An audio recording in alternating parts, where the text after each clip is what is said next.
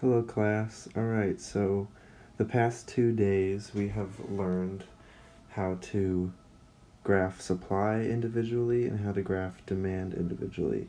So today we are going to learn how to bring both of them together. So for the learning target today, it is I can create a supply and demand curve and explain how it functions.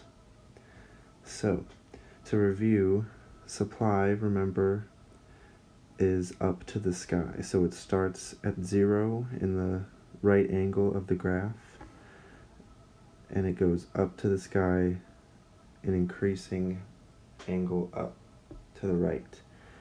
And then demand goes down to the ground. So it goes from up top on the left and it goes down to the right, sloping down, as seen in these pictures. So how to put them together, you simply overlap the two. So I'll show you how to draw it. So you got your angle like that. Remember, price is always on the left side, and then quantity is always on the bottom. And then you have a 0 here. So remember, your supply is up to the sky, and you want to label it S. And then demand, start from the left and go down to the ground. So it's a D for demand. And when you put these two together, this intersecting point, you want to put a dot there and put an E next to it. And this is called equilibrium. So that means here,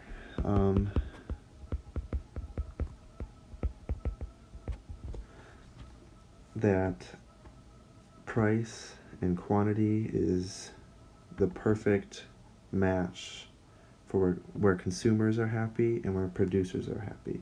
So producers, remember, are all about supply. So they're trying to sell as much as they can for the most that consumers are willing and able to purchase that item. So if consumers are demanding a product and are only willing to buy it for $5, then that's right in the middle here. And then say producers are willing and able to supply $10 items for that $5.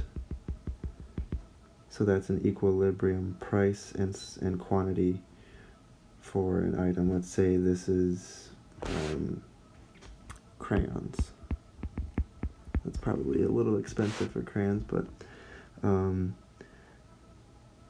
so if crayons are $5 and the crayon company is willing to sell 10 boxes of crayons at that $5 mark, that means consumers are willing to pay $5 for a box of crayons. So for practice 1, I'd like you to get out a sheet of paper and you're going to take a picture of this and email it to me. There's going to be multiple practices that you can have, that you're going to have this lesson. So the first one, I want you to create your own supply and demand curve and make sure you label supply, demand, equilibrium, price, and then quantity supplied. So just do what I did here. I want you to just get some practice in the process of writing or creating your own supply and demand curve. And make sure you have your equilibrium. Don't worry about having a price example yet, or these dotted lines. Just have the X, the equilibrium, and then label price and quantity, and then the S and D for the supply. So just like this right here. So I want you to just copy it, but don't just mindlessly copy it. I want you to knowingly do it. So think about why you're doing what you're doing, and think about how I explained it to you up here.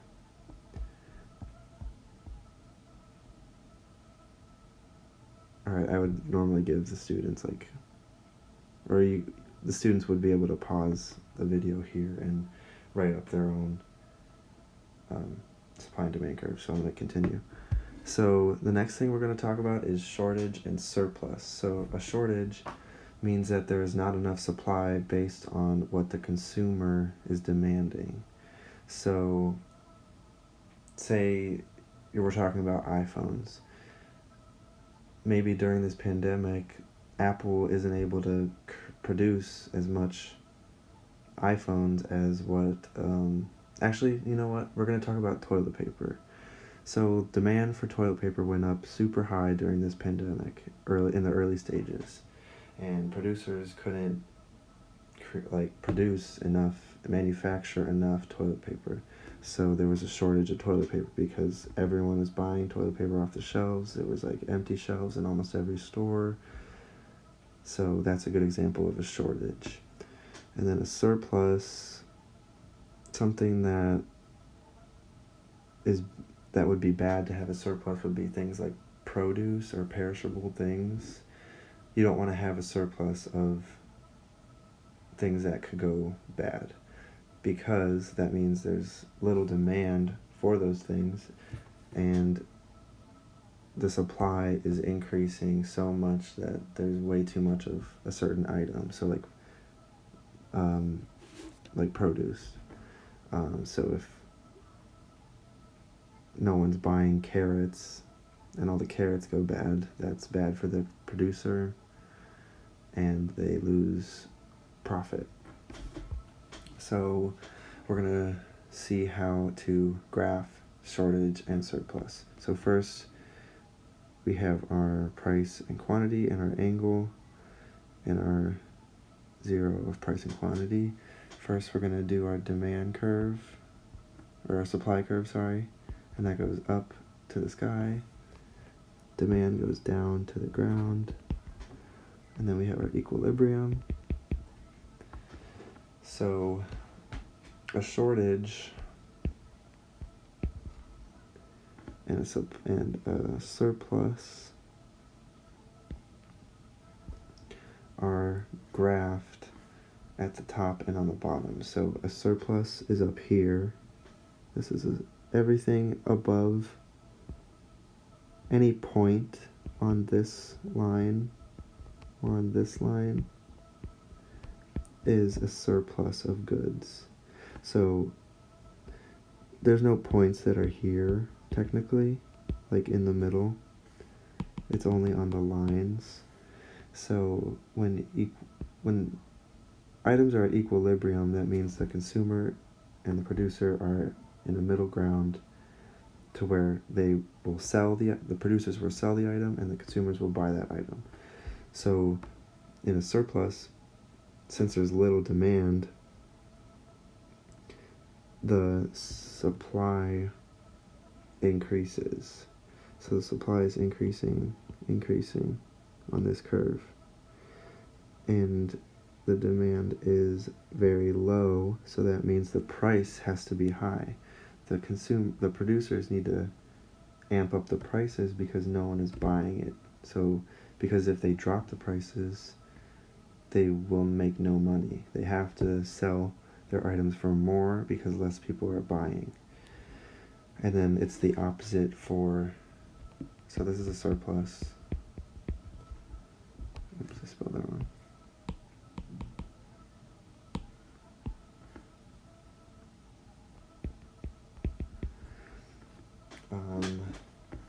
And then for a shortage, which is down here, that means that the prices are going to go up because there is little supply, and then consumers are demanding it.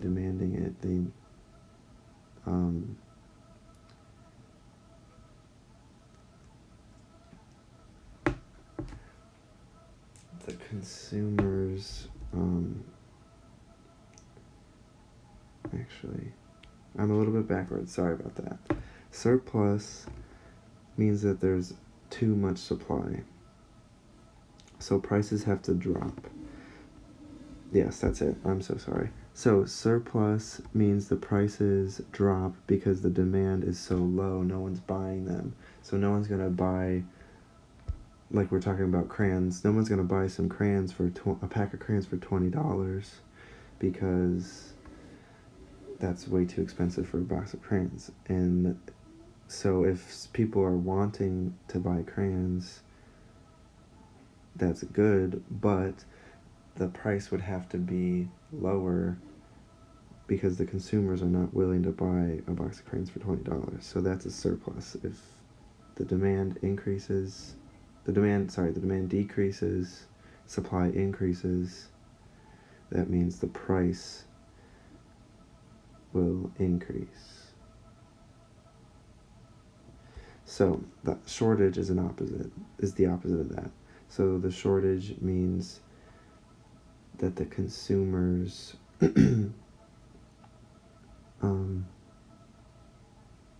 are demanding it so much and the producers can't keep up.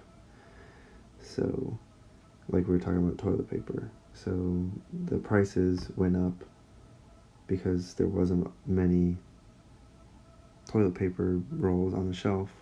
So the prices went up higher so that the producers still made a profit off of those things. So now this is your last one to write on the paper.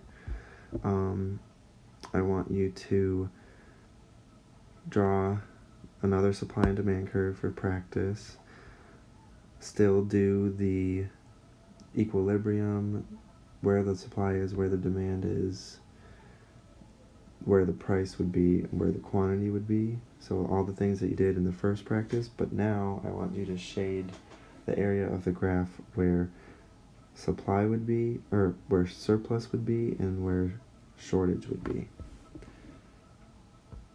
So the students would have the opportunity to pause this part of the video and write their own supply and demand curve, and then they can replay it and I'll show them the answer right here.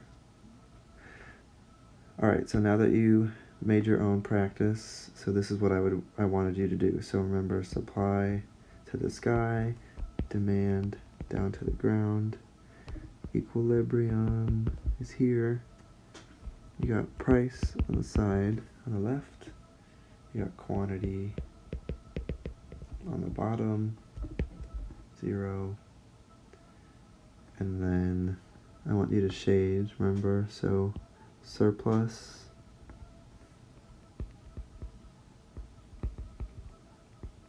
is right there, and then shortage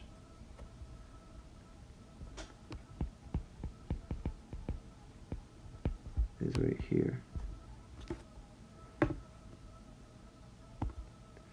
Alright, so good job listening to this. Feel free to email me with any of your questions, and email me a picture of your practice from practice 1 and practice 2. Alright, good job.